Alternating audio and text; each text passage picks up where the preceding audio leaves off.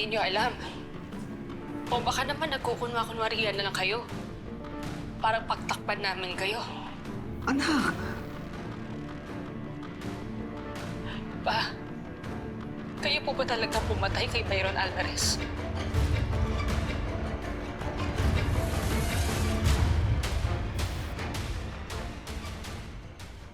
Liv, anak. Look at me. Hindi ko pinatay si Byron. Wala akong pinatay. Hindi ko alam bakit ako tinuturo ng ebidensya. Pero sana, anak, na maisip mo na hindi ko kaya magsinungaling sa'yo.